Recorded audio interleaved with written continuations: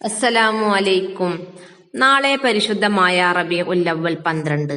സുബ്ഹിക്ക് മുൻപ് എഴുന്നേറ്റ് നമ്മളെല്ലാവരും പരിശുദ്ധ റസൂലിന്റെ മദ്ഹ് ചൊല്ലണം.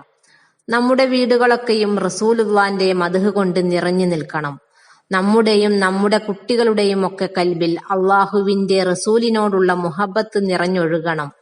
അള്ളാഹു കഴിഞ്ഞാൽ ഏറ്റവും വലിയ ആദരവോടെ, ബഹുമാനത്തോടെ, സ്നേഹത്തോടു കൂടെ മനസ്സിൽ അള്ളാഹുവിന്റെ റസൂലിനെ ഏറ്റുവാങ്ങാൻ നമുക്കൊക്കെ അള്ളാഹു തൗഫീഖ് നൽകട്ടെ. ആമീൻ.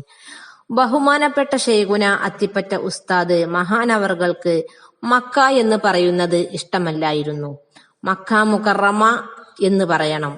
റസൂലുള്ളാഹി സ്വല്ലല്ലാഹു അലൈഹി വസല്ലമ തങ്ങൾ അന്തിയുറങ്ങുന്ന നാടിനെ കുറിച്ച് മദീന എന്ന് പറഞ്ഞാൽ ബഹുമാനപ്പെട്ട ശൈഖുന മദീന ഷരീഫ് എന്ന് പറയാൻ വേണ്ടി നമ്മെ ഉപദേശിക്കുമായിരുന്നു.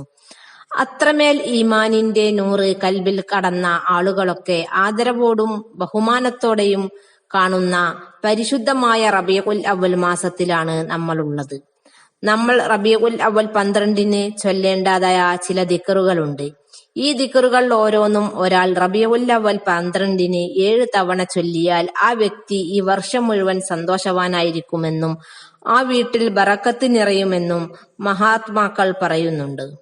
നമ്മുടെ സങ്കടങ്ങളും പ്രയാസങ്ങളും മാറാനും ഈ ദിക്റുകൾ 7 വട്ടം നമുക്ക് റബീഉൽ അവ്വൽ 12 ചൊല്ലാം. ആ ദിക്റുകൾ ഇവയാണ്: 1. ബിസ്മില്ലാഹിർ റഹ്മാനിർ റഹീം 7 പ്രാവശ്യം, യാ അല്ലാഹ് 7 വട്ടം, യാ റഹ്മാൻ 7 വട്ടം, യാ ഗഫൂർ 7 വട്ടം, യാ റഹീം 7 വട്ടം, യാ ഹന്നാൻ 7 വട്ടം, യാ മന്നാൻ 7 വട്ടം, യാ ദയ്യാൻ 7 വട്ടം, യാ സുബ്ഹാൻ 7 വട്ടം.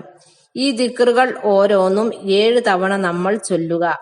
അങ്ങനെ നമ്മൾ ചൊല്ലിയാൽ അടുത്ത റബീഉൽ അവ്വൽ വരെ ഒരു വർഷം ജീവിതത്തിൽ പ്രയാസങ്ങളും ബുദ്ധിമുട്ടുകളും ഉണ്ടാവുകയില്ല. വീട്ടിൽ പ്രത്യേകമായ ബറക്കത്തുണ്ടാവുകയും ജീവിതം റാഹത്തിലും സന്തോഷത്തിലുമാവുകയും ചെയ്യും ഇൻഷാ അല്ലാഹ്. അള്ളാഹുവിന്റെ പ്രത്യേകമായ കാവൽ നമുക്കുണ്ടാകുന്നതാണ്.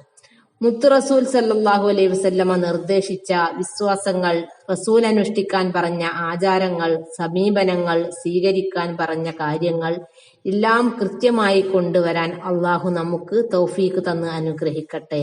മുത്ത് റസൂലിനോടുള്ള ഇഷ്ക് കൊണ്ട് ഈമാനിന്റെ ഹലാവത്ത് അനുഭവിക്കാൻ അള്ളാഹു നമുക്കൊക്കെ തൗഫീഖ് തന്ന് അനുഗ്രഹിക്കട്ടെ. ആമീൻ യാ റബ്ബൽ ആലമീൻ.